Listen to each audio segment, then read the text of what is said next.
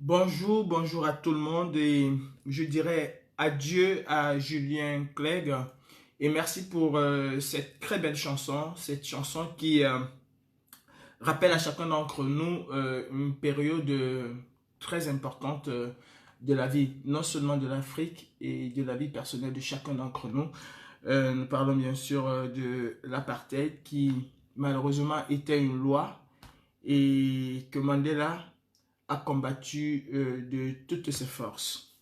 Je fais ce live aujourd'hui sur la page de la brigade anti-Sardina pour m'agresser au sieur Messanga Nyamdine qui a dit qu'il venait rencontrer la brigade anti-Sardina. Euh, la brigade anti-Sardina, déjà avant de commencer, j'aimerais dire bonjour spécial à Mirabel Chamba qui en est la marraine, à Monsieur Yves Chateau, qui est le parent. Et je voudrais aussi dire un bonjour spécial à quelqu'un qu'on ne présente pas, qui est membre actif de la brigade anti-Sardina, mais toujours en back-office. Le chargé de la santé, Monsieur Paul Armand, qui est un membre actif de la brigade anti-Sardina. Je ne saurais commencer sans dire bonjour à tous les membres actifs de la brigade anti-Sardina. Je parle de la brigade anti-Sardina basse et je parle aussi de la brigade anti-Sardina dans son ensemble. Bonjour à tout le monde, bonjour à vous, bonjour à Tessie, bonjour à Lapiro, bonjour à Fils du Planteur qui est mon second, qui est le deuxième à la brigade anti-Sardina. Ceci étant dit, Monsieur Messanga Nyamdine hier sur le plateau d'Equinox Télévision a dit qu'il venait rencontrer la brigade anti-Sardina. Je lui oppose une fin de non-recevoir. La brigade anti-Sardina ne pourrait et ne saurait dialoguer avec M. Messanga Nyamdine si certaines conditions ne sont pas réunies. Je sais que la lutte camerounaise est un melting pot, est un multi... C'est une agrégation de beaucoup de choses. Vous avez les révolutionnaires, vous avez les résistants, vous avez les va-t-en-guerre, vous avez tout dans la brigade anti-Sardina. Vous avez les bavardologues, vous avez les personnes qui sont dans l'action, il y a tout. Il y a ceux qui sont, il y a ceux qui ne sont pas, il y a ceux qui font, il y a ceux qui ne font pas. Et chacun a sa place, chacun a son importance. Je ne saurais ici jeter l'opprobre sur qui que ce soit. Chaque personne qui défend le Cameroun d'une manière ou d'une autre, dans l'action ou pas dans l'action, a son importance. Chaque maillon est une importance et on ne saurait couper un maillon de cette chaîne. C'est une grande chaîne. Mais il y a des personnes autorisées. Et je voudrais vous dire, Monsieur Messanga Nyamdine, que si vous pensez vous agresser à la brigade anti-Sardina, et la brigade anti-Sardina a une ossature bien connue. Il y a des personnes qui se sont autoproclamées porte-parole de la brigade anti-Sardina. Il y a des personnes qui se sont autoproclamées membres de la brigade anti-Sardina. À la brigade anti-Sardina France, nous avons un porte-parole reconnu, connu et reconnu qui s'appelle Gréboni. Et il est la personne qui pourra et qui peut parler au nom de la brigade anti-Sardina. Si vous vous agressez aux autocrépidariens, si vous vous agressez aux toutologues, si vous vous agressez aux personnes qui se sont eux-mêmes investies des pouvoirs qui leur ont été conférés par X ou par Y, je vous le dis, ces personnes ne parlent pas au nom de la brigade anti-Sardina que je connais, de la brigade anti-Sardina des États-Unis ou bien de l'ensemble de la brigade anti-Sardina. Quelles que soient les personnes affidées à ce genre de personnes, nous, la brigade anti-Sardina, la basse France, la basse maison mère, nous ne nous reconnaissons pas à ces personnes qui disent parler au nom de la brigade anti-Sardina. Ceci est très important. Monsieur Messanga Nyamdine, sachez que vous ne pouvez parler d'alternance. Vous n'avez pas les qualités et vous n'avez même pas le droit, même du haut de votre statut de professeur d'université, de doctorant ou de quoi que ce soit, vous êtes la personne la moins indiquée pour parler d'alternance. L'alternance au Cameroun va se faire. C'est une évidence. les jours de Biya sur terre, comme mes jours aussi, hein, sont comptés. Lui, beaucoup plus que moi. Si on se réfère à l'horloge biologique. L'alternance au Cameroun va se faire, M. Messanga Nyamdine. C'est une question de temps, de jours, peut-être de semaines. Mais elle se fera. De quelle manière elle va se faire? Est-ce que c'est de la manière dont la majorité des Camerounais veulent? Ou est-ce que c'est de la manière que nous sommes en train de voir, la manière voulue, souhaitée, rêvée par le RDPC? C'est-à-dire une succession de Paul Biya par ses propres amis. Une succession de Paul Biya de manière anticonstitutionnelle, comme nous sommes en train de voir. Si c'est de cette alternance que vous parlez, nous, la brigade anti-Sardina, nous vous disons non, ce n'est pas de cette alternance que nous voulons. Monsieur Messanga Nyamdine, si tant bien vous avez été mandaté par votre parti, le RDPC, le parti au pouvoir, le parti dictatorial, de venir discuter avec la diaspora camerounaise, vous devez remplir certaines conditions. Ouais. Vous savez, quand on parle de dialogue, celui qui parle de dialogue le plus souvent vient avec quelque chose sur la table. Vous n'apportez rien et vous ne serez pas reçu. Nous ne saurons parler d'alternance au Cameroun quand 124 militants du MRC sont embastillés dans les géoles infectes de Yaoundé. Nous ne saurons parler d'alternance au Cameroun quand Bibo Nissak, Alain Foguet et le professeur sont embastillés dans les géoles infectes de vos prisons. Nous ne saurons parler d'alternance, de dialogue avec vous, représentants du RDPC, quand M. Sisseko Ayoktabe, prisonnier politique, comme les 124 d'ailleurs, est encore en prison. Nous ne saurons parler de dialogue avec vous, M. Nyamdine, envoyé par le RDPC, entre guillemets soi-disant, quand Bibi Simancho et tous nos frères anglophones qui ont été déportés, gardés depuis presque 4 ans, sans aucun jugement, dans vos prisons infectes, nous ne saurons parler de dialogue ou d'alternance ou de quoi que ce soit avec vous. Si M. Biya Bivondo estime qu'il est temps de dialoguer avec la diaspora, qu'il est temps de dialoguer avec les Camerounais, c'est un préalable non discutable. Les militants du CPP ne doivent plus être en prison, M. Messanga Nyamdine. Les Camerounais qui ont marché juste parce qu'ils ont demandé un Cameroun nouveau, les Camerounais qui ont marché, qui ont dénoncé ce que vous et votre parti politique, le RDPC, a fait du Cameroun, la gabegie financière, le vol, la corruption. Tant que ces Camerounais-là sont encore en prison, nous ne saurons parler de dialogue, M. Messanga Nyamdine. Je pense qu'il y a un préalable qui doit être fait avant de penser, de parler de dialogue. Quant à moi, M. Messanga Nyamdine, je vous attends en France de pied ferme comme la dernière fois. Ce que vous auriez en face une brigade anti-Sardina déterminée à vous faire avaler vos cravates. Oui, M. Messanga Nyamdine, vous êtes comptable de ce qui se passe au Cameroun. Oui, vous dénoncez, soi-disant. Non, vous ne dénoncez pas. Vous amusez juste la galerie. Parce que si vous dénonciez, si vous étiez vraiment, mais vraiment à fond avec les Camerounais dans leurs revendications les plus profondes, il y a longtemps, vous auriez démissionné de ce parti. Vous dites que la justice camerounaise est une justice équitable. C'est un état de droit au Cameroun. Je suis désolé, M. Messanga Nyamdine. Si vous ne vous appeliez pas Messanga Nyamdine, si vous n'étiez pas membre du comité central du RDPC, si vous n'étiez pas, vous, M. Messanga Nyamdine, je ne pense pas que la justice camerounaise aurait décidé comme elle a décidé en votre faveur. La preuve en est, 124 Camerounais sont aujourd'hui embastillés tout simplement parce qu'ils ont osé exercer un droit constitutionnel. Ils sont embastillés en dehors de toute forme légale. Et vous êtes là, vous ne vous apitoyez que sur votre propre sort. Monsieur Messanga Nyamdine, la brigade anti-Sardina vous dit non à ce dialogue de démons. La brigade anti-Sardina décline l'offre que vous lui faites. Si c'est de la vraie brigade anti-Sardina que vous parlez, nous déclinons cette offre. Nous ne dînons pas au dîner des démons, au dîner des sorciers, au dîner des criminels. Nous ne mangeons pas de ce plat.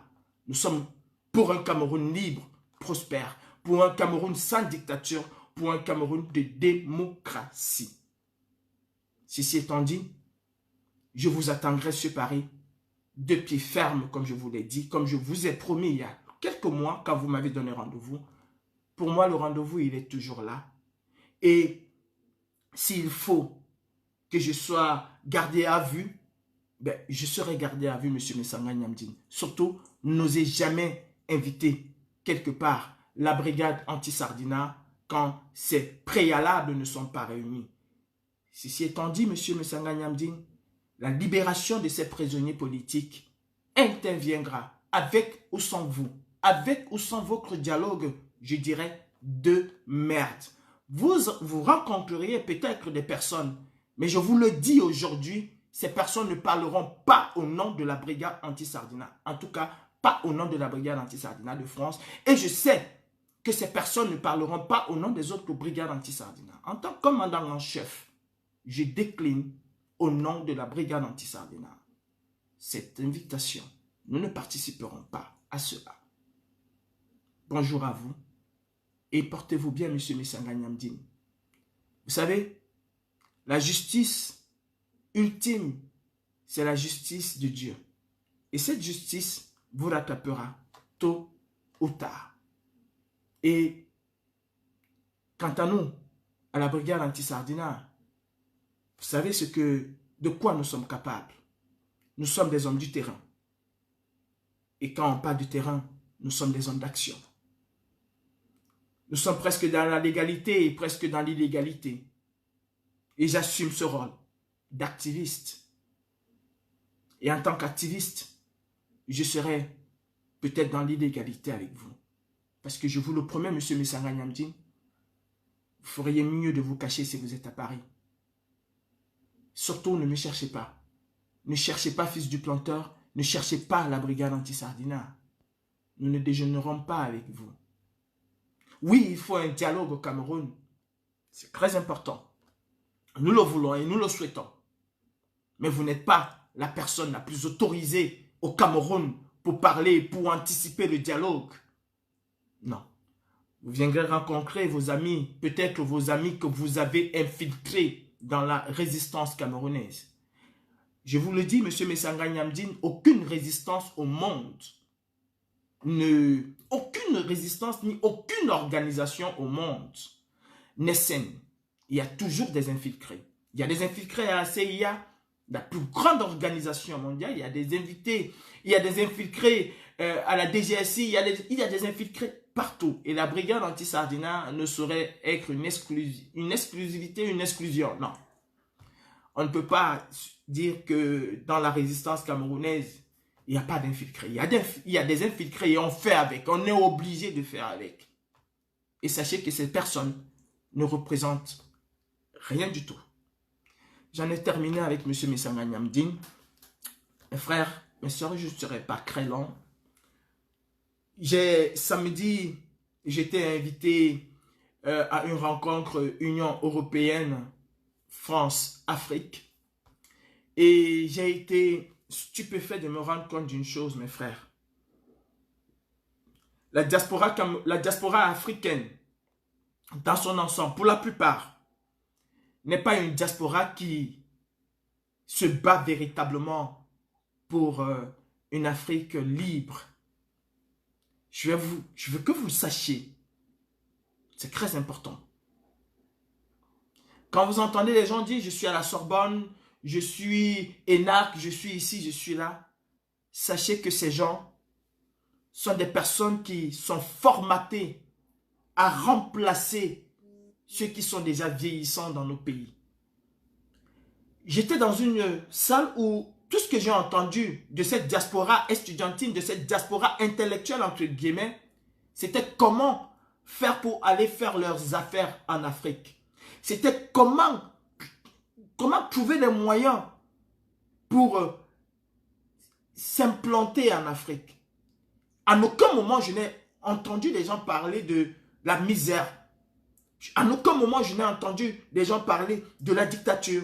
Non, tout ce que j'ai entendu, c'est que nous voulons bien aller investir au Cameroun, nous voulons bien aller investir en Côte d'Ivoire, mais il y a des freins, il y a des ceci. Il va falloir que nous essayons de nous harmoniser pour que cela soit un peu plus fluide, pour que nous puissions mieux nous intégrer quand nous irions en Afrique. C'est tout ce qui concerne la diaspora intellectuelle africaine. Elle ne s'apitoie pas sur le sort des millions. Parce que nous parlons peut-être de 2 ou 3 millions d'Africains en diaspora.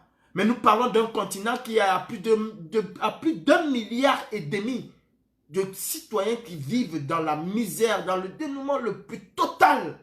Et à aucun moment, je n'ai entendu ces intellectuels à s'apitoyer là-dessus. Vous avez bien vu que quand j'ai pris la parole, ce sont les mêmes Africains qui ont failli me bouffer cru. Les mêmes Africains qui défendaient la France, défendaient l'Union européenne. Je n'en revenais pas. Et c'est exactement ce qui se passe dans nos pays. Je parle du Cameroun parce que c'est mon pays, parce que je maîtrise mieux le Cameroun. Vous avez les NAM. Qu'est-ce que les NAM forment? Est-ce que vous pensez que toutes les autres écoles au Cameroun ont le même rôle que les NAM? Les NAM forment ceux qui vont remplacer ceux qui sont déjà là. Avec une petite dose d'autres qui viendront de la diaspora. C'est exactement comme ça que la diaspora réfléchit. Quelqu'un qui est à l'ENAM, lui, sa réflexion, c'est de remplacer, c'est d'être sous-préfet, c'est d'être administrateur civil à X ou à Y endroit demain. C'est comme ça que la diaspora africaine, pour la plupart, j'ai discuté avec des Congolais qui n'étaient pas d'accord avec cette approche. J'ai discuté avec des Comoriens qui n'étaient pas d'accord avec cette approche. J'ai discuté avec des Sénégalais, des Ivoiriens, quelques qui n'étaient pas d'accord avec cette approche. Mais pour la plupart des personnes avec lesquelles j'ai discuté, en off bien sûr quand le sommet s'est achevé, la plupart étaient branchés sur ce que eux ils pouvaient apporter en Afrique. Comme si en Afrique, nous étions des personnes indigènes, comme si on n'avait pas de cerveau en Afrique, comme si on ne pouvait pas réfléchir, comme si nous, Africains, nous ne pouvons pas construire l'Afrique. Et je me battrai de toutes mes forces avec la brigade anti-Sardina. Nous nous battrons de toutes nos forces pour que l'Afrique, pour que l'Africain qui est en Afrique soit autant respecté que celui qui vient de la diaspora. Parce que celui qui vient de la diaspora n'a pas plus d'intelligence que celui qui est en Afrique. Et c'est ce que j'ai compris. Moi, j'appelle ça le syndrome du petit roi. Quand on est en diaspora, on se prend pour un roi. J'ai entendu une Camerounaise parler et j'avais la chair de poule. En fait, elle est arrivée en Europe. Directement, elle est blanche. Elle est européenne, elle n'est plus africaine. Non, les Africains, ils sont malades. Quand vous envoyez l'argent en Afrique, ils bouffent votre argent. Mais les Africains, il faut qu'on essaie de changer, qu'ils essayent de changer. Elle ne dit pas que nous essayons. Elle n'est plus africaine. Non, elle est européenne. Malgré sa couleur noire. Elle est européenne, elle n'est plus africaine. Il faut qu'ils essayent de changer. Et j'ai dit à cette dame à la fin, malgré son air un peu hautaine, je lui ai dit à la fin, madame, vous savez, pourquoi est-ce que quand vous envoyez vos argents en Afrique, on le bouffe? C'est parce qu'il n'y a pas de justice. Quoi qu'on va dire, quoi qu'on va faire, quelles que soient les réformes que nous allons faire au Cameroun, sachez une chose, messieurs, mesdames, la justice est la colonne vertébrale d'une nation. Une nation qui n'a pas de justice est une nation qui est vouée à demeurer dans la galère, dans le clientélisme, dans le népotisme, dans la dictature. La colonne vertébrale d'une nation, le premier pilier d'une nation, c'est la justice. Si quelqu'un sait que s'il bouffe, comme on dit chez nous, l'argent de quelqu'un, il rendra des comptes, il payera d'une manière ou d'une autre, parce que la justice le lui obligera, cette personne ferait attention. Ça ne veut pas dire que quand il y a la justice, il n'y a pas de brebis galeuses. Mais quand il y en a, ces brebis galeuses-là, elles savent exactement où est-ce qu'elles vont se retrouver. C'est aussi clair que ça. Si on envoie l'argent au Cameroun et qu'on mange au Sénégal ou au Mali, ben c'est parce que chacun est roi. C'est parce que c'est la cour du roi Pécrou. Chacun fait ce qu'il veut. Du président de la République au balayeur. Et Dédé Yango le disait, chez nous tout le monde est patron. Qui est donc patron? Chacun se dit roi. Qui est donc le roi? Et ceci, c'était en 89. On a l'impression que nous nous réveillons et que nous découvrons ce que c'est que le Cameroun. Je parle du Cameroun. En 89, Dédé Yango brossait déjà et ça n'a pas changé. Au contraire, c'est allé de mal en pire. Mes frères africains de la diaspora, je respecte les Camerounais. Je nous respecte profondément. Parce que nous avons créé cette scission-là. Nous avons pu montrer aux Camerounais et aux Africains que la diaspora, c'est pas sauf que c'est pseudo-intellectuel. Parce qu'en réalité, le constat est amer aujourd'hui. Ceux qui tuent l'Afrique après le colon, et ils sont préparés pour cela, ce sont les intellectuels africains en général. L'Afrique a prospéré avec des cancres comme nous. Houphouët-Boigny était-il intellectuel comme... Je ne pense pas. Président Ahidjo, qui en quelques années a mis le Cameroun sur la rampe des pays en développement, était-il intellectuel? Nous avons bien vu ce que nos intellectuels camerounais, pour la plupart, font. Il est temps. Il est temps que nous, Africains, il est temps que nous, Camerounais, nous apprenions à bâtir notre pays en pensant d'abord aux Camerounais qui sont au Cameroun. Il est temps que nous, de la diaspora, nous arrêtons de nous prendre pour des rois, pour des demi-dieux, tout simplement parce que financièrement, nous sommes assis, comme on dit chez nous. En Afrique, il y a des intellectuels. Au Cameroun, il y a des intellectuels. Au Cameroun, il y a des personnes qui ont été formées dans nos écoles, qui sont capables d'apporter une plus-value dans la construction du Cameroun que nous voulons. Il est temps qu'au Cameroun, nous faisons confiance aux Camerounais, issus de l'éducation camerounaise, pure souche. Et c'est possible.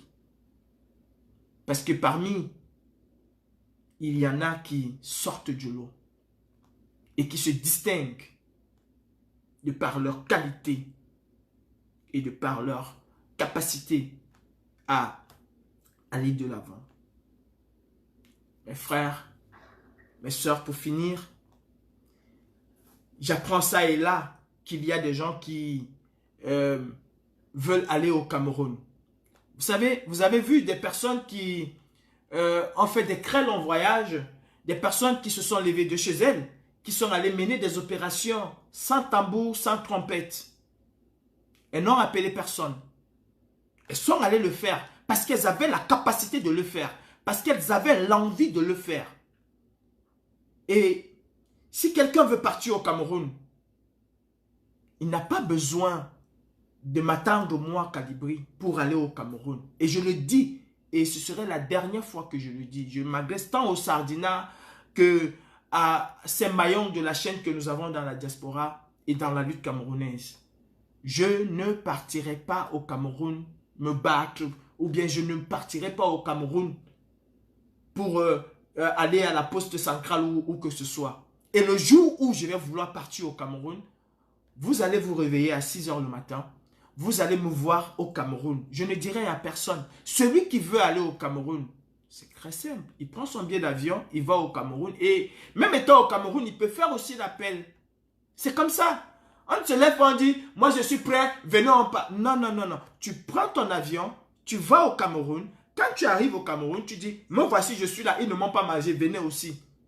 C'est comme ça. Et je vais vous dire, l'ayatollah Khomeini a chassé le Shah d'Iran étant en France. étant en France, il a mené son mouvement. Il est rentré une fois fini. Étant en France, il a mené son mouvement. Il est rentré chez lui une fois fini. Beaucoup de luttes se sont passées dans la diaspora et ont prospéré dans la diaspora. Moi, je vous le dis, le jour où il y aura une véritable rébellion au Cameroun, je ne sais pas d'où elle viendra, hein, mais le jour où il y aura une rébellion capable, ou bien une rébellion qui va vouloir, je le dis, on m'accuse déjà de vouloir monter des coups d'État au Cameroun. Moi, le petit calibré, le cancre, il était, et il est créé. Je suis accusé par la DGSI de vouloir formater un coup d'État au Cameroun. Mais le jour où il y aura une rébellion pour la restauration du pouvoir camerounais, pour la restauration de la démocratie au Cameroun, ce jour, sans tambour, sans trompette, je sais comment je suis arrivé en France par la nage, et par cette même nage-là, je retournerai au Cameroun, me battre aux côtés de ces personnes-là. Et j'ai entendu qu'il y avait un avion qui avait été affrété. Apparemment, cet avion est toujours garé sur le tarmac de l'aéroport Charles de Gaulle. Ben, cet avion est encore dispo et a besoin de vous. Si vous voulez aller au Cameroun, eh bien, allez-y au Cameroun. Ne m'attendez pas, parce que pour le moment, je n'ai pas envie et je ne partirai pas au Cameroun. Je m'adresse à ceux qui m'écoutent, à ceux qui me suivent. Je n'oblige personne. Je dis qu'il faut détruire complètement tout ce qui a trait avec la dictature au Cameroun. Camerounais, Camerounaises, n'attendez rien de l'Occident. N'attendez rien des autres. Battez-vous pour votre liberté. Battons-nous tous ensemble. Parce que ne croyez pas que nous, ici en diaspora, et vous le dites tous les jours, c'est un peu paradoxal avec ceux qui nous disent rentrer au Cameroun, machin. Quand des Camerounais nous disent tous les jours que grâce à vous, nous avons de l'espoir. Vous en diaspora, je dis tout le monde. Je ne parle pas de la brigade anti-Sardina exclusivement. Les Camerounais nous disent, grâce à vous, grâce à ce que vous faites en diaspora, nous avons de l'espoir. Et on veut me dire qu'il faut que je rentre au Cameroun le faire. Non. De ma cuisine feutrée, de mon salon le plus feutré, je vous dis, je ne vous ordonne pas et je laisse le libre arbitre à chacun de décider ce qu'il fera. Mais il va falloir un jour ou un autre que massivement nous nous retrouvons dans la rue. Mes frères de la diaspora, vous êtes libres de prendre le courant qui vous sied le mieux. Si vous estimez que le changement au Cameroun viendra dans la paix, c'est votre droit le plus absolu. Je ne vous combats pas là-dessus. Et même s'il y avait un combat, ce serait un combat idéologique. Ce ne serait pas un combat où on serait capable de s'entretuer. Non. Vous êtes libre. Et c'est votre choix. C'est votre droit le plus absolu. Nous sommes en démocratie. Et en démocratie, la liberté d'expression est l'essence, la colonne vertébrale de la démocratie. Et si moi, Calibré, ou si Max Seigneur Ivoire dit qu'il est pour une lutte féroce contre ces personnes qui sont elles-mêmes féroces, c'est de notre droit le plus absolu.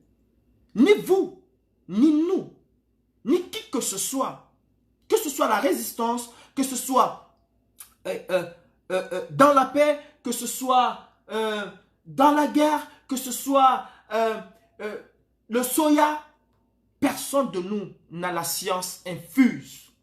Personne de nous n'a le monopole de la lutte au Cameroun.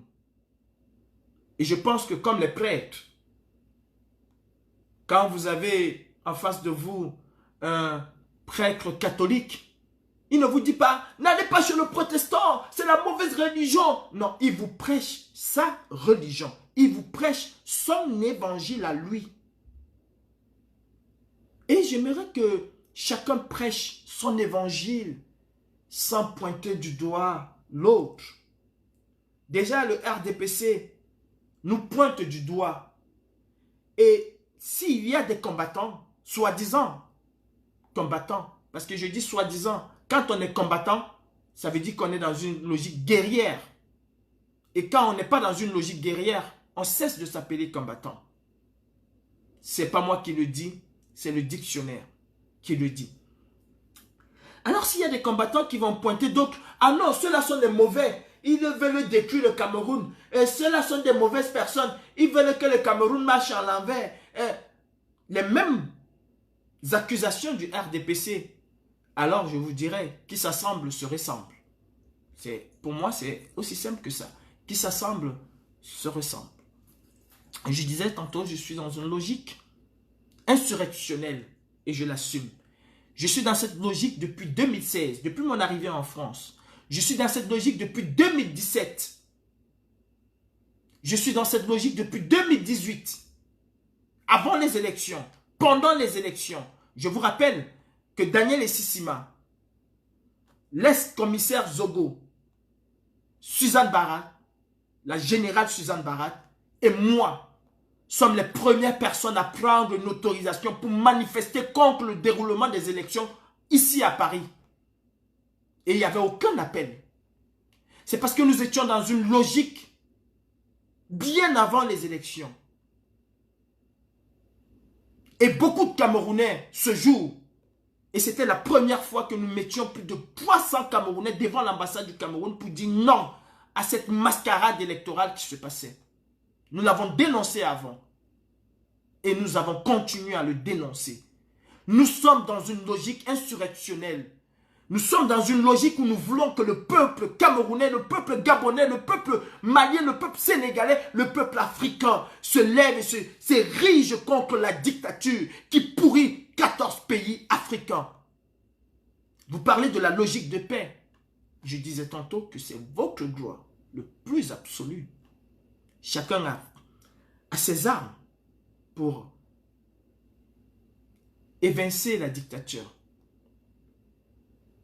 Sauf que il y a une logique que nous devons tous, d'une manière ou d'une autre, accepter.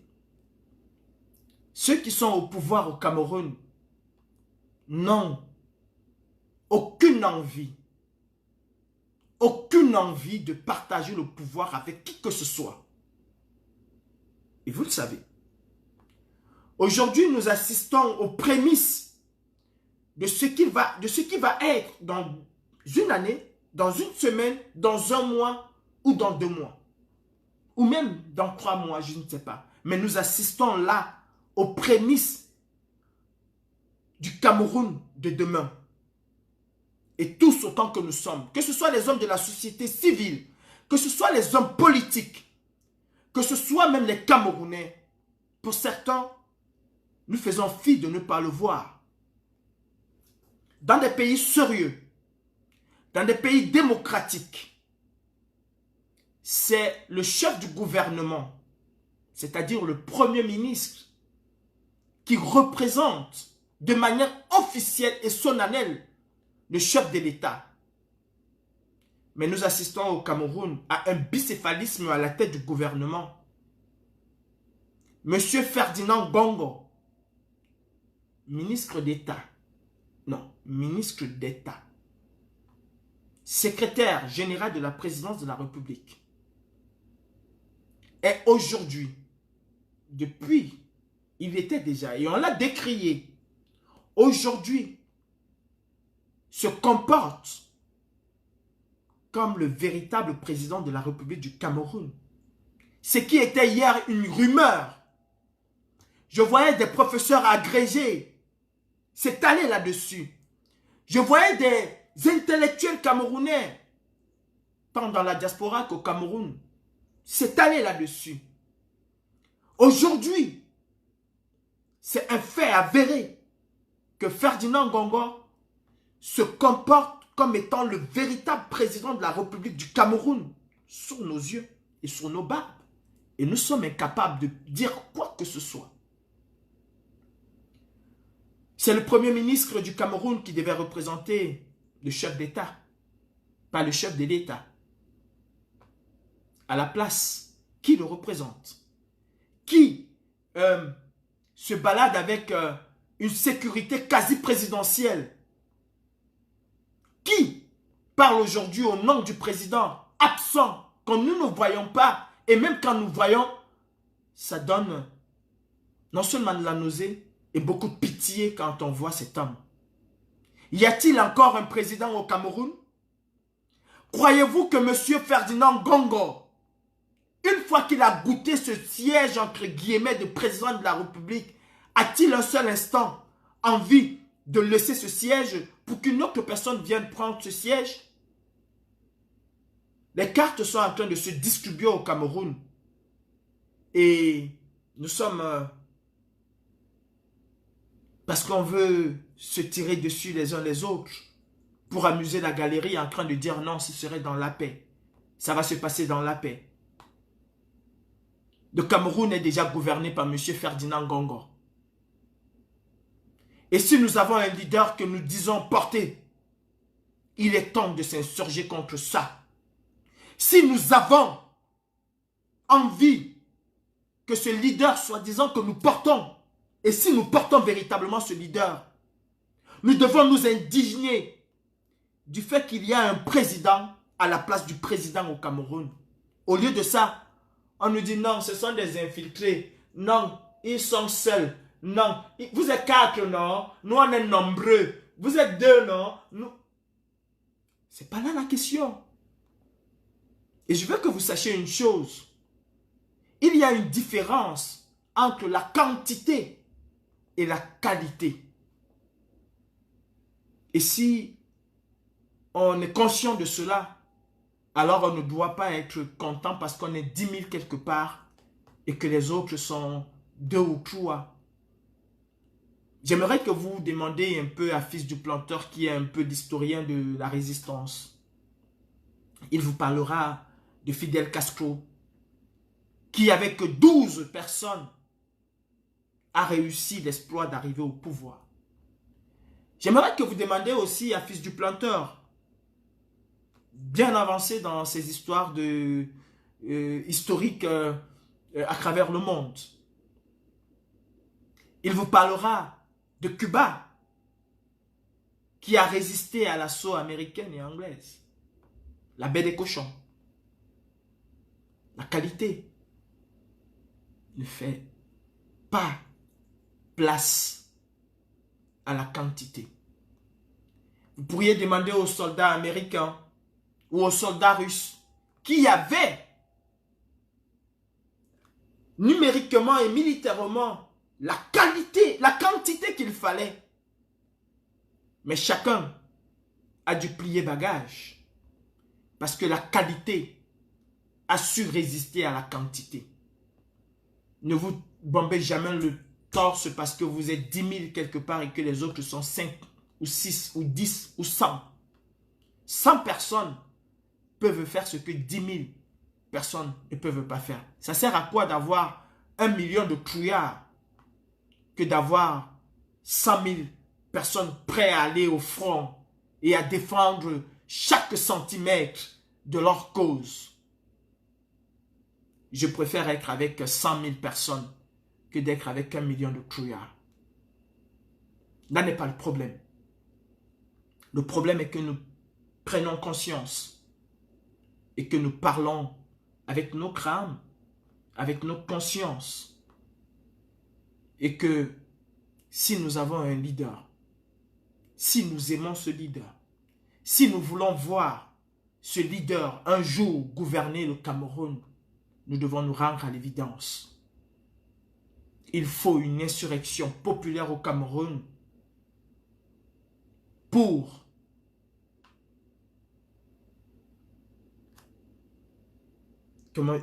déblayer le chemin, instaurer une véritable démocratie au Cameroun. J'ai parfois certaines choses que j'apprends. J'ai des personnes qui me parlent. Et je sais comment le gouvernement dictatorial de Biya va mettre complètement certaines personnes hors jeu dans cette résistance. Est-ce que vous savez que secrètement, et c'est la visite de Messanga Nyamdine, et je me dois de vous le dire, que chacun soit préparé à cela. Est-ce que vous savez que secrètement, ils sont en train de vouloir mettre en place la double nationalité? Est-ce que vous le savez? Ils sont en train de vouloir mettre en place une certaine amnistie. C'est-à-dire quoi? C'est-à-dire qu'ils vont se réveiller un matin et vont vous dire, écoutez, ce qui s'est passé entre 2018 et 2022 ou 2023 ou 2020 ou 2020, je ne sais pas quoi, quand et comment, je ne sais pas.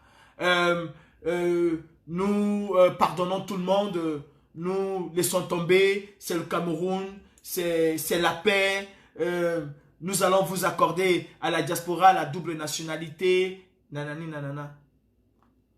Vous croyez que quand ils vont accorder la double nationalité, il y aura encore une véritable résistance en diaspora? Quand ils vont accorder l'amnistie, quand des personnes qui se sont investies corps et âme dans cette révolution, dans cette lutte, vont savoir qu'ils pourront retourner au Cameroun comme ils veulent, quand ils veulent, sans arrestation, sans rien du tout. Vous croyez qu'il y aura que quelques personnes qui vont résister à cela. Et ce serait la mort. Ce serait la mort de la résistance camerounaise. Et c'est ce qu'ils sont en train de préparer. C'est ce que Messanga Nyamdine vient préparer. Et en ce moment, M. Ngongo va être intronisé roi président de la République du Cameroun. Et personne ne fera absolument rien. Parce qu'on va subventionner le riz, parce qu'on va subventionner l'huile, parce qu'on va subventionner le poisson et calmer les ardeurs du peuple. Voilà ce qu'ils sont en train de faire.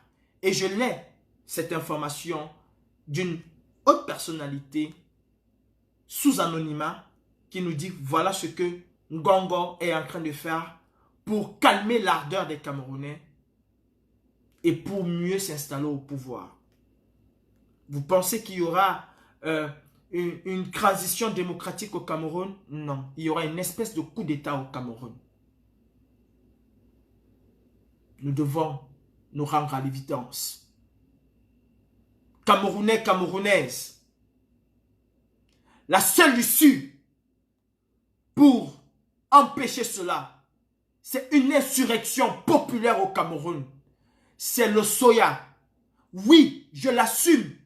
Et je l'ai assumé. Et je l'assumerai encore. Nous devons détruire toutes les traces de la dictature au Cameroun.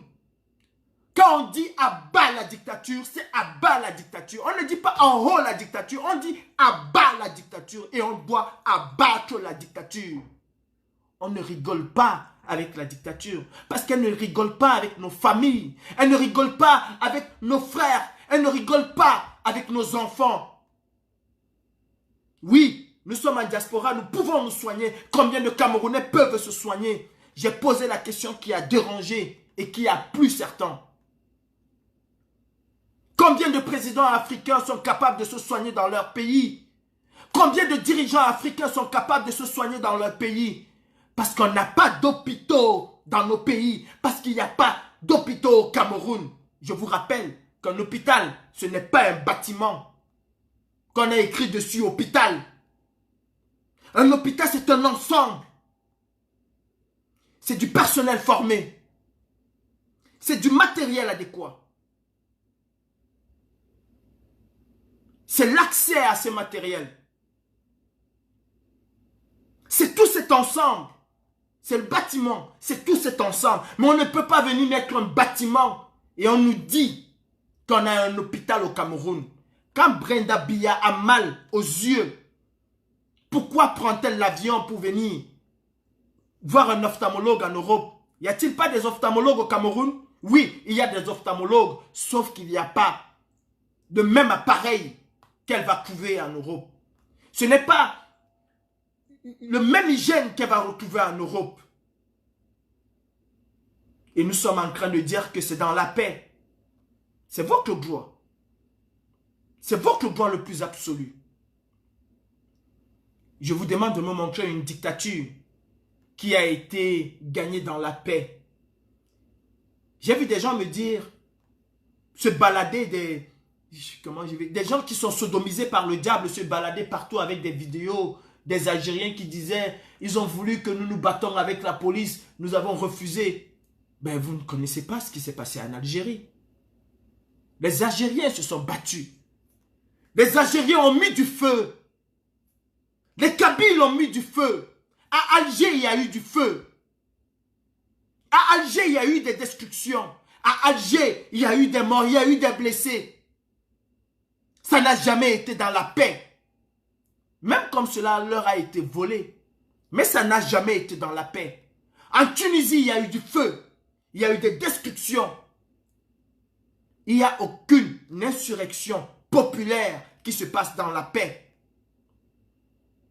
Aucune. Les Maliens se sont levés dernièrement. Vous avez vu la maison des dirigeants, comment c'était? Sans dessus, sans dessous. Les Burkinabés, qui n'ont pas eu besoin d'armes, encore que nous n'appelons même pas aux armes. Les Burkinabés qui n'ont pas eu besoin d'armes. N'ont-ils pas brûlé leur assemblée nationale, qui était l'assemblée de la dictature?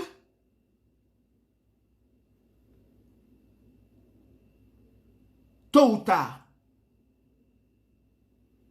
et je pense beaucoup plus rapidement, ceux qui rament à contre-courant, à contre-sens, rameront dans le bon sens. Parce qu'ils viendront nous dire, oh Camerounais, levez-vous, il faut brûler, il faut mettre le soya, maintenant c'est trop, toi c'est trop, on en a marre. Ils viendront le dire. Et ce n'est qu'une question de temps. Et ce n'est qu'une question de temps. Ngongo est en train de s'installer au pouvoir. Et si, entre guillemets, ils avaient des prétentions d'être des ministres ou des secrétaires généraux ou des ambassadeurs, ils vont voir leur gâteau leur glisser sur la main, passer devant leurs yeux pour aller vers les autres. Et en ce moment, ils vont défendre bec et ongle leurs aspirations. Non, ils ne sont pas encore, mais ils défendront leurs aspirations. Et c'est tout à fait normal que des gens veulent être des ministres. C'est tout à fait normal. Il faut des ministres pour avoir un gouvernement. Il faut des secrétaires généraux pour le fonctionnement d'une administration. Il faut des ambassadeurs. Il faut des directeurs. C'est tout à fait normal. Et c'est légitime. Ce n'est pas un mal. Parce que je ne vois pas le mal là qu'il y a quelqu'un en diaspora qui espère être demain ministre au Cameroun. Non, c'est tout à fait normal. S'il en a des capacités, si celui qui est au pouvoir lui fait confiance, alors c'est tout à fait normal qu'il ait cette aspiration-là. C'est pas mauvais. Je n'ai pas de problème contre ça. Mais seulement, ramenons-nous à l'évidence. Si un temps soit peu, vous avez des rêves d'être ministre au Cameroun ou des rêves de jouer un rôle important au Cameroun, il est important de défendre son rêve. Ne vis pas ta vie à travers l'autre. Vis ta vie à travers toi. Vis ta vie à travers les siens. Mais pas les autres.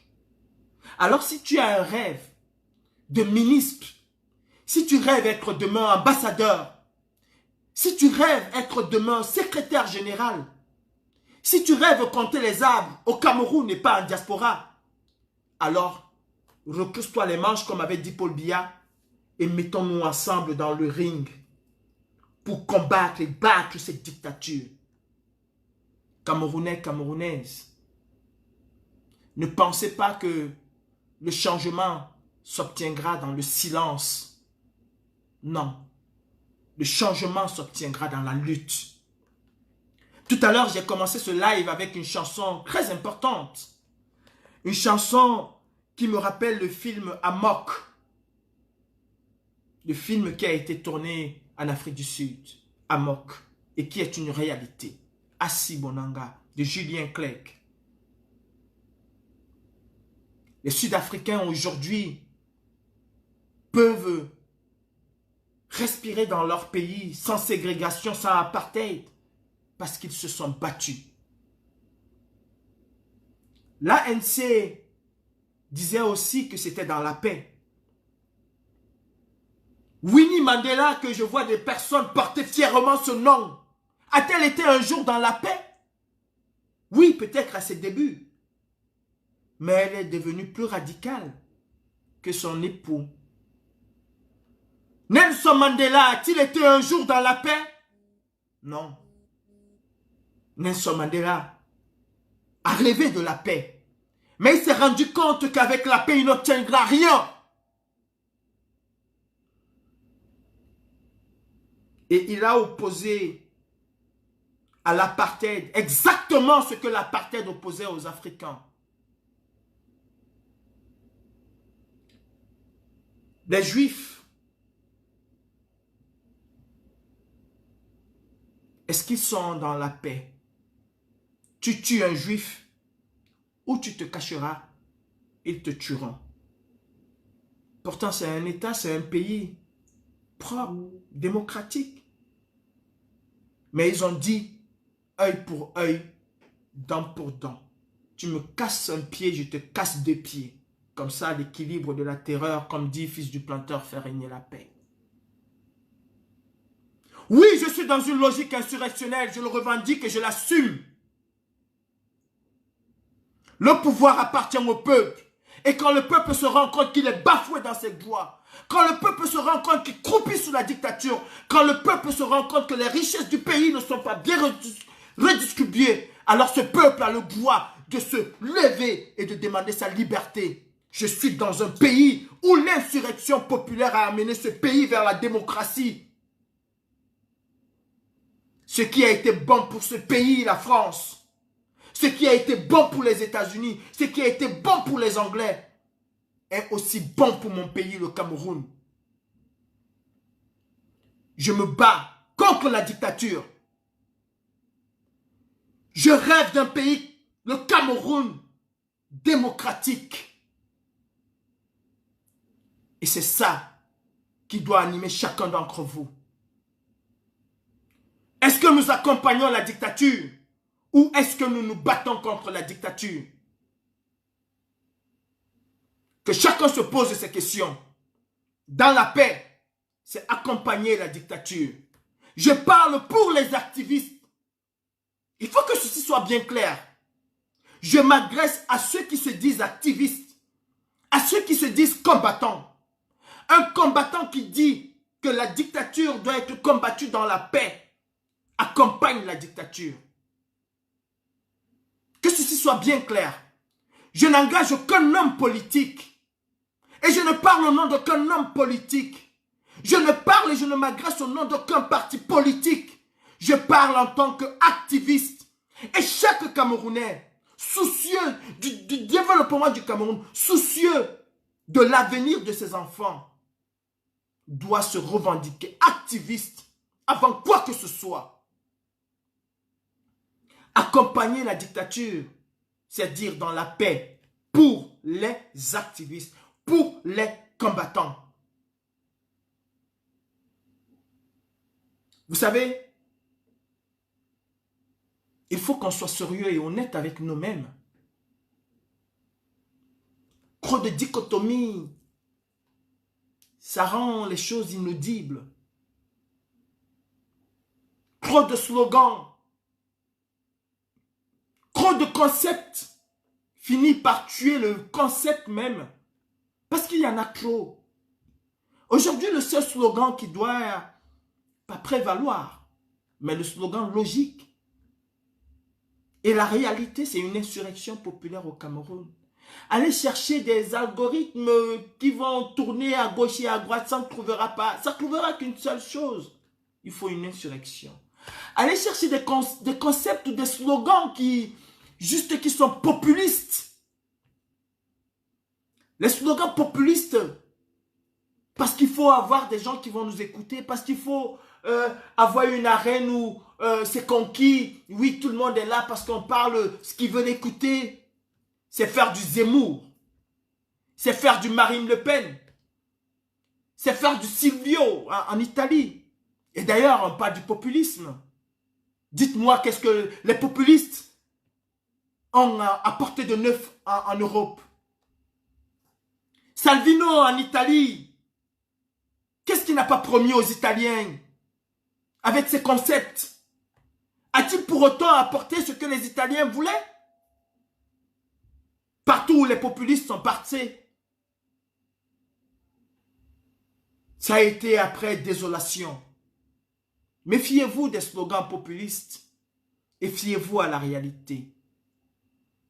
Quand Éric Zemmour vous dit qu'il faut renvoyer, il faut arrêter, stopper l'immigration, croyez-vous? Est-ce que vous le croyez? Comme disait le grand, est-ce que vraiment vous croyez à cela? Vous savez, pour que la France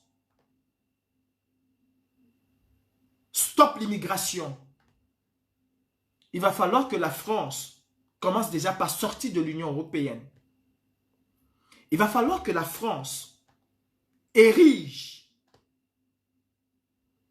écoutez-moi très bien, une forteresse autour des frontières de la France, du nord au sud, de l'est à l'ouest. Une frontière avec un mur infranchissable, à la Donald Trump au Mexique.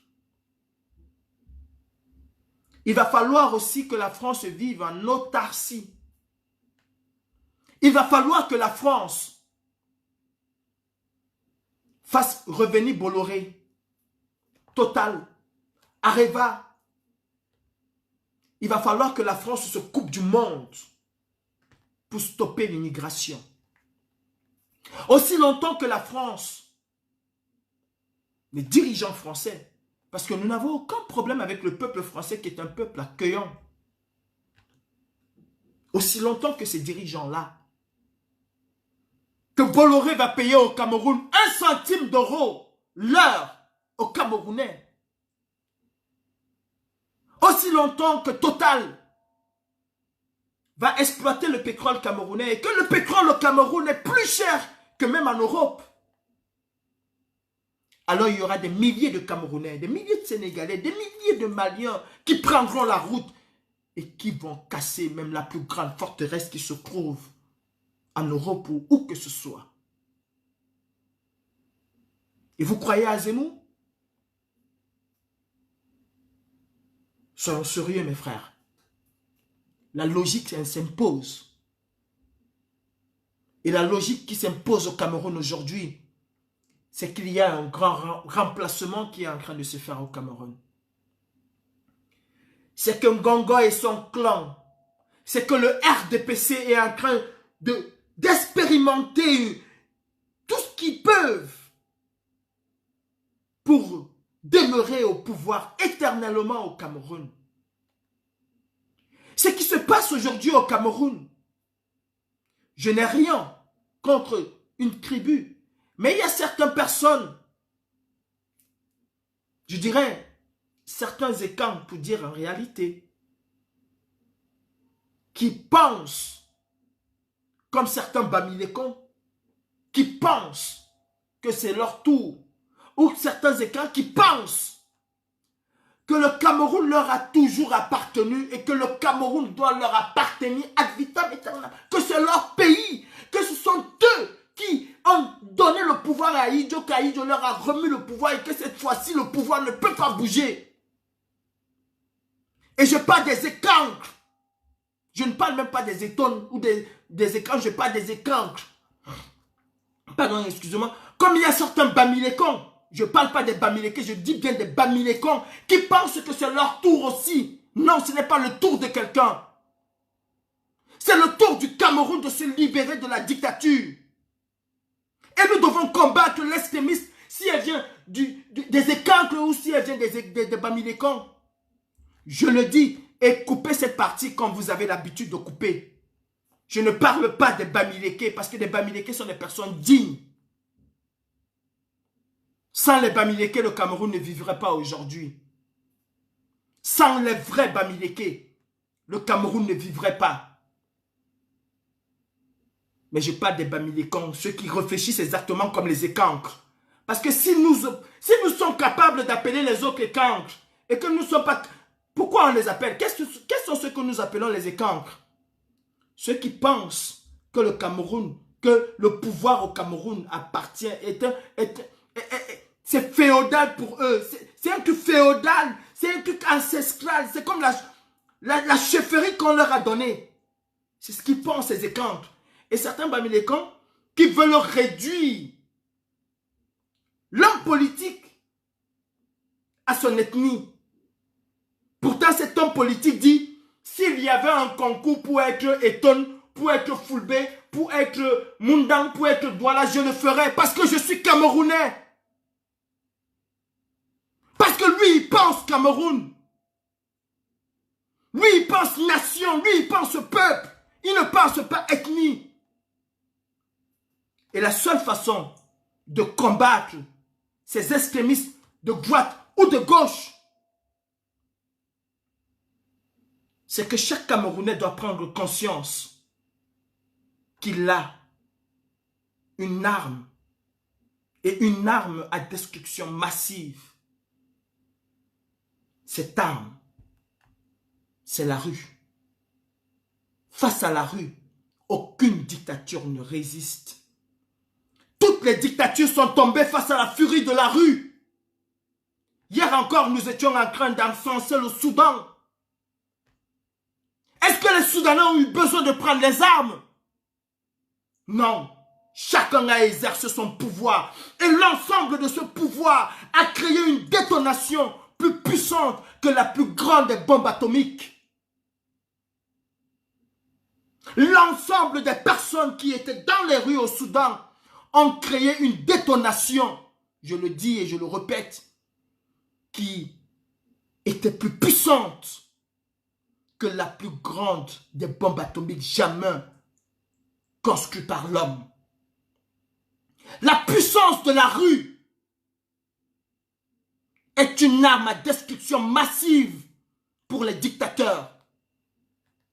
La puissance de la rue a fait tomber les rois en France. La puissance de la rue a fait reculer un ministre, Dominique de Villepin en France, qui disait face aux étudiants, aux élèves, je ne céderai même pas d'un iota. Et il a vu une démonstration monstre dans les rues.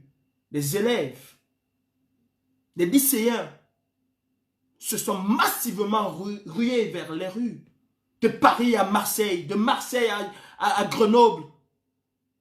Et en une journée, Dominique de Villepin a compris qu'il ne pouvait pas faire le poids. Arrêtons de nous s'embrigader dans des relents ethniques qui ne servent pas le Cameroun, mais qui servent plus nos intérêts que l'intérêt de la nation. Ne m'attendez pas au Cameroun, je ne viendrai pas. Et ne me demandez jamais de venir vous suivre dans vos bêtises de merde. De me dire, je prends l'avion, je pars au Cameroun. Si vous voulez aller au Cameroun, allez-y. Montrez-moi l'exemple, montrez-moi le chemin. Ne m'appelez pas à un défi, parce que je ne relève pas ce genre de défi idiot, con et bête. Je relève les vrais défis. Appelez-moi pour qu'on aille craquer mes sanganes Yamdine, je viendrai. Appelez-moi pour qu'on aille au siège de Total, je viendrai. Appelez-moi pour qu'on aille chez Bolloré, je viendrai. Mais ne m'appelez pas pour me dire, il faut qu'on parte au Cameroun. Le jour où je partirai au Cameroun, vous n'en saurez pas. Vous allez découvrir. Quand Sébastien Ebala s'est levé pour aller à la poste, est-ce qu'il a appelé quelqu'un de venir l'aider? Il est allé tout seul. Et il a dit, venez me retrouver. C'est ça un homme. C'est ça un homme. Le jeu politique aujourd'hui au Cameroun, c'est deux pôles qui s'affrontent. Il y a 360 ou 300 ethnies au Cameroun. Où sont les autres? Vous êtes assis en spectateur en train de regarder. Ah non. Oh, le Cameroun nous appartient à tous. Le Cameroun est un héritage commun. Et si vous ne vous levez pas aujourd'hui, parce que vous estimez que c'est un Bamileke qui va prendre le pouvoir, vous allez vous lever demain. Parce que la crise mondiale, la crise économique va faire en sorte que vous allez vous lever. Je vous dis, le gouvernement camerounais ne pourra pas subventionner à vie les denrées alimentaires. En France déjà, c'est programmé l'année prochaine. La baguette pour tout le monde passe à 1 euro. l'année prochaine parce que le prix du blé a augmenté. Parce que la demande du blé est telle que les Chinois ont tout pris. Vos téléphones portables, tout ce que vous consommez aujourd'hui est en train d'augmenter. L'inflation est en train de prendre. Et au Cameroun, le pouvoir d'achat ne suit pas avec l'inflation. En Afrique, le pouvoir d'achat ne suit pas avec l'inflation. Tôt ou tard, 2008, février 2008, va se répéter au Cameroun. Parce que la famine va vous obliger à sortir. Et ce jour-là, vous allez sortir. Pas pour, peut-être pas pour un bamileke, peut-être pas pour un bassa, peut-être pas. Vous allez sortir. Parce que votre ventre va vous obliger à sortir. Mes frères camerounais, c'est très bon de me dire, ah, tu es en Europe, tu vis tranquille et tu veux que nous on sort, on se bat. Ici en Europe, je vais vous le dire, je suis aussi craqué, autant craqué que vous. Je suis encore en justice. Et il y a des gens dans cette diaspora qui sont encore en justice. On ne pourra plus travailler n'importe où. Mes faits et gestes sont surveillés. Les faits et gestes d'autres combattants sont surveillés. Oui, nous risquons aussi autant que vous. Je pourrais me faire assassiner à n'importe quelle rue demain.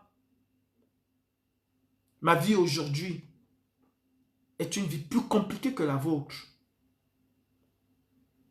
La seule chose qui nous différencie, c'est que j'ai cette liberté de parler. Peut-être que vous n'avez pas. Et que vous ne voulez pas arracher. Vous ne voulez pas arracher cette liberté. La lutte pour la libération du Cameroun est en marche. Et nous n'allons pas hésiter à écraser toutes les personnes qui vont se mettre sur notre chemin. Je vous le dis. Nous allons libérer le Cameroun tous ensemble. Et si vous êtes dans une logique autre que la libération du Cameroun, de grâce, laissez-nous évoluer. Et si on échoue, alors venez nous montrer l'exemple. Ou alors, montrez-nous l'exemple sans qu'on s'affronte. Le ring, le seul adversaire que nous devons avoir, c'est Biabi Vondor et son système, parce qu'il n'est pas le seul. Biabi Vondor. N'oublions pas une chose. Paul Biya tombe aujourd'hui. Son système perdurera. Si nous ne combattons pas ce système, si nous ne déracinons pas ce système perdurera. Je vous rappelle que nous sommes liés à un système qui existe depuis 1960. Ahidjo est parti, Ahidjo est resté. Le système Odiola n'est pas mort. Odiola est mort, mais son système perdure au Cameroun. Paul Biya mort, son système perdurera. Et pour définitivement mettre hors d'état de nuit ce système, il faut le détruire. En Afrique du Sud aujourd'hui, on ne parle plus d'apartheid. Parce qu'on l'a détruit. Oui, peut-être qu'ils vont former une autre forme d'apartheid. Peut-être qu'ils vont aller former des villes où il n'y aura que des blancs. Mais on ne parle plus d'apartheid. Et dans cette ville-là, aucun blanc ne pourra dire à un noir que tu ne vas pas t'installer ici. Parce que chaque Sud-Africain est chez lui, où qu'il soit.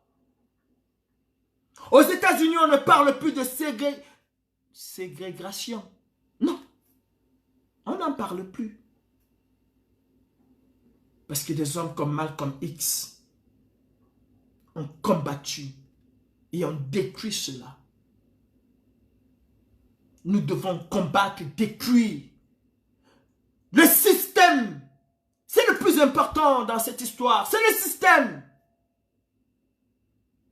Et pas les hommes. Parce que les hommes vont et le système perdure. Et nous le vivons depuis 1960. Et on va dire, c'est dans la paix. On ne combat pas un système dans la paix. Pour finir, mes frères, je vais vous dire, si vous voulez, excusez-moi, je suis un peu comme le professeur Messanga Nyamdine qui dit toujours je chute et qui ne chute jamais. Mais là, je vais chuter. Si vous voulez vraiment vous installer dans cette logique de paix, si vous voulez vous installer dans cette logique de paix, il va falloir que vous sachiez une chose. Vous ne devez plus marcher en Europe, en diaspora. Parce que quand on veut la paix vis-à-vis de quelqu'un, on n'humilie pas cette personne. On fait ce qu'on dit chez nous en Afrique. Le linge sale se lave en famille. Si vous êtes dans la paix, ne marchez plus jamais en Europe. Plus jamais. Quand on veut la paix, on fait tout. On devient petit. Mon père me disait souvent, si tu as ton enfant et l'enfant du voisin ont des problèmes, si tu veux la paix, donne tort à ton enfant. Demande pardon au voisin. Même quand tu as raison, même si ton enfant a raison, demande pardon au voisin. Fais tout, ne crie pas, ne parle. Même si le voisin t'insulte, tu dis non mon père, vraiment, excuse-moi, vraiment je veux corriger l'enfant. Si ça ne va pas, tape même ton enfant devant le voisin. Comme ça, il va se calmer. Il va te cricou, comme disent les Ivoiriens, il va se cricou là, calmement, il va se calmer. Hein? Et vous auriez des bonnes relations. Tu vas rentrer à la maison, tu vas acheter au chocolat à ton enfant, tu vas lui donner 200, tu vas lui dire non, vraiment, excuse-moi, mais c'est parce que je voulais la paix. Si vous voulez la paix, ne marchez plus jamais en Europe. Parce que nous allons continuer. Hein. Nous qui ne sommes pas dans la logique de paix. Celui qui veut la paix, présente la paix. Ne marchez plus jamais en Europe. Ne vous présentez plus jamais devant une ambassade. Ne vous mettez plus jamais devant un officiel de billard. Parce que vous voulez la paix. Et quand on veut la paix, on n'attaque pas, on ne nous dit pas, on n'insulte pas, on ne ridiculise pas. Eux, quand nous sommes devant l'ambassade ou quand nous marchons ici, ils disent qu'on expose le Cameroun. Ils disent qu'on expose le Cameroun, qu'on met le Cameroun à nu dehors. Quand on veut la paix, on ne met plus son pays à nu. Non, ne marchez plus. Ne partez plus devant les ambassades. Ne critiquez plus le RDPC. Il faut aller doucement. Allez doucement, doucement, doucement. Ne vous appelez plus combattant. Appelez-vous frère Joseph, frère Marie, frère Jeannette, sœur Jean-Paul, sœur cathédrale. Non, quand on veut la paix, c'est comme ça. Shalom. Si on te gifle ici, Jésus a dit, je vous donne le plus grand enseignement. Si on te gifle ici, celui qui veut la paix, quand on gifle là, il ne rentre pas. Il tend l'autre, on gifle encore, il dit, shalom, je suis venu en paix. Et je repars en paix. Ne marchons plus. Si on est vraiment dans cette logique. Non, non, non, non, non, ne marchons plus. Si on veut la paix, ne marchons plus. Ne marchons plus. Allons dans la logique. Et la paix même se négocie le plus souvent de manière souterraine. La paix se négocie le plus souvent de manière souterraine. On n'expose pas son pays à l'extérieur. Celui qui expose son pays est ce qu'ils appellent un antipatriote. Celui qui va devant l'ambassade et crier est ce qu'ils appellent un antipatriote. Celui qui va enfariner un officiel camerounais est ce qu'ils appellent un antipatriote. Celui qui va à Genève dit que Paul Biya, dictateur, Macron, complice, Paul Biya, dictateur, la Suisse, complice, est un antipatriote. N'y allez plus. Et là, vous seriez logiquement, dans votre logique, excusez-moi de la redondance, dans votre logique de paix. C'est comme ça. Et quand nous irions là-bas, vous feriez de là pour nous dire, non, vous n'avez pas le droit d'y aller. Nous avons dit que nous sommes en paix. En ce moment, vous seriez dans votre droit et dans votre rôle de personne de paix. Mais nous assumons le fait que nous ne sommes pas dans une logique de paix. Qui veut la paix prépare la guerre. C'est aussi simple que ça. Et si vous voulez la paix, ne vous mettez plus avec les ambassoniens. Eux qui ne sont pas dans une logique de paix, mais je ne comprends pas comment vous pouvez être dans un deux poids deux mesures. Aux francophones, vous dites on veut la paix. Et vous vous affichez avec les anglophones. Vous riez. Vous prenez les posters de 1984. Vous riez. Et vous riez. Non, ne vous mettez plus avec les ambassoniens. Ils ne sont pas dans une logique de paix. ils sont dans une logique insurrectionnelle. Ils sont dans une logique de guerre. Ils sont dans une logique de conquête de leur indépendance. Il y a des armes, il y a des morts, il y a des blessés. Et ce n'est pas une logique de paix. Alors vous n'êtes pas sérieux. Alors vous avez un problème. Si j'ai tant dit, mes frères, mes sœurs, chacun doit faire penser son brain, comme disent les anglophones. Just mind your brain. Il faut faire penser. Chacun doit vraiment penser. Où on est dans une logique de paix et on devient pacifiste, on devient sœur Christine, on met je sais pas, le voile et tout, et on devient vraiment l'homme de la paix. Quand on te gifle à gauche, tu tends la joue droite.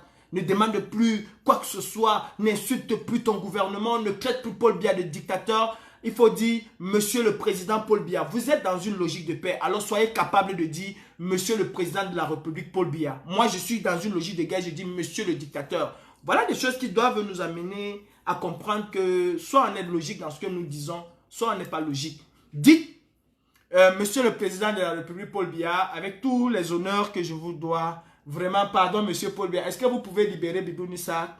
C'est comme ça dans la paix. Faut pas dire, Paul Biya c'est un dictateur, il tue les gens, il y a les gens qui sont morts en ozo, les gens sont morts en ozo. Pardon, c'est dans la paix, non, fais pas ça, faut pas faire ça. On est dans la paix, on est dans la paix, on dit pardon monsieur le président de la République, son excellence Paul Biya. Je te demande pardon, il faut faire libérer. Je te demande pardon, son excellence Paul Biya. Attara, je me mets à genoux. Pardon, au nom de la paix, je viens en paix, il faut libérer. Je viens en paix, il faut arrêter la guerre. Ne dis pas dictateur, ne dis pas criminel. Quand tu appelles déjà quelqu'un criminel, tu lui mets dans une logique d'orgueil, dans une logique de quasi-vengeance. Et il ne t'écoute plus. Parce que tu ne viens pas avec la bonne approche. Mais quand tu viens, tu dis, pardon papa, vraiment, si j'ai mal fait, excusez-moi, c'est que j'étais bête. C'est que les gens là, les calibris avec les Max et les fils du planteur, les Gréboni m'ont mis dans une mauvaise école. Papa, je viens faire la repentance. Excusez-moi. Papa, pardon, est-ce que tu peux libérer Biboun Issa? Biboun Issa va être libéré. Ah, je vous le dis, hein. Il va être libéré. Ça, c'est sûr. Et ce n'est pas pour longtemps. Ils vont être libérés. Ce n'est pas pour longtemps. Ça va se faire là. Information de la dernière minute. Je vous le dis. Parce que nous ne sommes pas dans une logique de paix. On m'a invité l'autre jour dans une logique de paix. Monsieur, voilà comment vous allez vous comporter. I don't talk say yes. Tant on don't interfere ça, je leur ai dit que mes frères, je ne suis pas venu en paix. En Bagdad. Je dis bonjour et un bonjour particulier à tous mes frères de l'ouest du Cameroun. Ceux-là même qui maintiennent encore le Cameroun. Je dis bonjour particulier et très particulier à ces hommes d'affaires de l'ouest Cameroun qui s'occupent plus de leur argent que de s'occuper de la misère des Camerounais dans l'ensemble et de leurs propres frères du village, qui sont capables de donner 3 milliards, 4 milliards, 10 milliards au RDPC pour une campagne. Et ne sont même pas parfois capables de construire une école ou quelque chose de bien. Si vous voyez des écoles construites au Cameroun, surtout à l'ouest du Cameroun, c'est parfois l'œuvre de la diaspora camerounaise, très vaillante, très solidaire. Ça peut pas. C'est parfois l'œuvre des associations un peu partout au Cameroun, mais pas de ces hommes d'affaires là. Et il faut qu'on soit capable, nous, de dénoncer ces hommes d'affaires. Pas parce qu'ils appartiennent à nos ethnies, mais parce qu'ils sont contre le peuple camerounais. Parce qu'ils sont contre nous-mêmes. Il faut que nous soyons capables, nous, nos frères camerounais, Eton, Douala, Bamileke, Bassa, Nordis, soyons capables de nous regarder en face. Est-ce qu'il est logique qu'au Cameroun, les gens puissent encore mourir d'insuffisance rénale? Comme ça, comme des chèvres. Est-ce qu'il est logique qu'au Cameroun, les gens puissent encore mourir de palu? Est-ce qu'il est logique qu'au Cameroun, quelqu'un n'arrive pas à gagner 30 000 francs le mois, mais quand il va à l'hôpital, on lui dit de payer 400 000 ou 500 000 pour une famille pauvre et très endettée. Le Cameroun est un État pauvre et très endetté. Bon, on lui donne même les choses gratuitement. Nous avons des familles au Cameroun pauvres et très endettées. Est-ce qu'il est logique? Est-ce qu'il est logique? Toi, mon frère de la diaspora, Eton, Boulou, Betty, Nanga, toi, mon frère Ekam, tu crois que tu aides ce gouvernement kleptomane, dictatorial, usurpateur qui est là à Yaoundé. Mais au contraire, tu te fais du mal à toi-même. Oui, je te le dis. Tu te fais du mal, même de manière inconsciente. Tu te fais du mal à toi-même. Parce que tu veux te prendre pour le roi de la famille.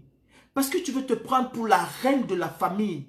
Alors, il ne faut pas que ces statuts-là que tu as puissent tomber. Il ne faut pas que ça tombe. Il ne faut pas que cette place qu'on t'a donnée de roi, de reine puisse tomber. Et pour ça, tu mets en péril la vie de tes propres enfants. C'est toi qui sors à 6 heures le matin, qui est obligé pour la plupart, pas pour tous, mais pour la plupart, vous êtes obligé. Et je m'adresse tant aux Étones qu'aux Bamileke, qu'aux Aoussa, qu'à tous les Camerounais. Vous qui ne voulez pas vous aligner avec nous pour que nous bâtissons un Cameroun nouveau demain, vous êtes obligé de vous réveiller à 6 heures le matin. Faites 3, 4 boulots. Parce qu'il y a au moins 2 boulots qui doivent partir au Cameroun. Continuez à montrer aux Camerounais que c'est vous les kings de la famille, c'est vous les rois de la famille. Mais vous êtes des parfaits esclaves qui ignorent même qu'ils sont esclaves. La grand-mère est malade, il faut que tu es même prête à vendre ton corps ou à vendre ton corps. Parce qu'il faut que tu envoies 1 million au Cameroun dans les jours qui suivent. Tu vas t'endetter, tu vas faire 3, 4 boulots parce qu'il faut que tu envoies l'argent pour soigner la grand-mère qui est malade. La maman est malade, il faut 4 millions, tu te bats, tu te réveilles à 6 heures, tu ne vois pas tes enfants. Posons-nous la question, pourquoi est-ce que c'est les enfants des Arabes, c'est les enfants des Noirs africains qui sont stigmatisés comme étant des délinquants, comme étant des mauvais enfants, comme étant des enfants qui n'ont pas eu une bonne éducation? Pourquoi? Statistiquement, personne ne peut me démontrer le contraire. Statistiquement, c'est cela. Pourquoi? Mais parce que nos parents se réveillent à 6 heures, rentrent à la maison à 20 heures ou à 22 heures, n'ont même pas le temps de discuter, de causer avec les enfants. Ils rentrent fatigués, il faut qu'ils dorment parce qu'il va se réveiller à 6 heures le lendemain. Et tu as un enfant qui est laissé à lui-même. De temps en temps, tu viens ouvrir le cahier, tu regardes. Parfois même, tu t'en fous. Tout ce qui t'intéresse, c'est j'ai à travers de 6 heures à 8 heures chez Jean. J'ai à 8 heures à 14 heures chez Paul. J'ai 14 heures à 16 heures chez Yvan. Et cet argent, tu ne manges même pas. Cet argent, tu ne le manges pas. Ça part où? Ça part en Afrique. Pourtant, si nous nous battons tous ensemble, cela va changer. Et vous oubliez une chose. Vous oubliez une chose, c'est qu'après vous, vos enfants ne connaissent pas grand-mère qui est au Cameroun. Vos enfants ne connaissent pas tonton Ferdinand. Vos enfants ne connaissent pas la cousine, l'arrière-petite-cousine. Ils ne connaissent pas ça. Leur argent, même déjà là, ici en Europe, là, ce n'est pas pour vous, c'est pour eux. Leur argent, ce n'est pas pour vous. Même leur propre maman. Mais c'est pour eux. Alors après vous, mes frères de la diaspora, posons-nous cette question. Après nous, comment est-ce que nos familles vont vivre au Cameroun? Quand nous allons partir, ou quand nous ne serions plus capables de ne plus renvoyer les Western Union tous les jours, comment est-ce qu'ils vont vivre? Est-ce qu'on arrive à se poser cette question-là? Comment est-ce qu'ils vont pouvoir vivre? Au lieu de nous regarder en chien de faïence, oh, regarde-moi les Bamileke là, regarde-moi les Wondo là, regarde-moi les Betty là, un Tchokboupot, un envahisseur, ceci. Tout simplement parce qu'on veut dire que c'est notre frère qui est au pouvoir. Ou c'est notre frère qui va être au pouvoir. On devient des... Quand Paul vient au pouvoir, là, ta vie change en France. Pourquoi tous les étones qui sont en France, tous les écans qui sont en France, pourquoi est-ce qu'ils travaillent? Ne travaillez donc plus, puisque Paul Biya vous donne tout. Ne travaillez plus. Parce que quand Paul Biya est au pouvoir, là, quand il demeure au pouvoir, ta condition en France change. Non, tu te réveilles toujours à 5 h le matin. Tu fais 3-4 boulots. Parce que ta propre maman qui est au village n'arrive pas à se soigner. Ça ne te donne rien le fait que Paul Biya soit au pouvoir. En dehors de cet orgueil-là que c'est nous les étones, ça ne te rapporte rien du tout.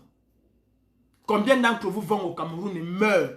Parce qu'une fois arrivé au Cameroun, dès que la maladie les a pris, c'est fini. Avant d'arriver à l'hôpital, c'est fini, il n'y a rien. Vous arrivez même à l'hôpital, même l'oxygène, il n'y a pas. Et vous êtes fiers de dire que non, c'est pour nous. Mes frères, nous avons conscientisé les étones. Ils se sont levés. Et c'est maintenant nous qui sommes en train de dire que c'est dans la paix. Pendant que d'autres se sont levés parce que nous tous, nous les avons conscientisés. Et je réserve cette partie. Et quand je vais revenir, pour l'autre partie, je ne prends pas de gang. Je suis un activiste. Et un activiste, c'est un anticonformiste. Et ce que je sais, c'est qu'après moi là, il y aura des posts, il y aura des lives, il y aura de ceci, il y aura de cela. Et c'est ça le rôle d'un activiste. Comme on dit, je fais, je vous mets au travail. Allez-y! Que chacun prend sa houe, sa hache, sa machette. Allez-y au travail. Allez, explosez-moi Facebook. C'est ça le rôle d'un activiste. Vous allez babader. Bonjour et très bonne semaine à tout le monde. Merci de m'avoir suivi. À vos marques, prêts, travaillez.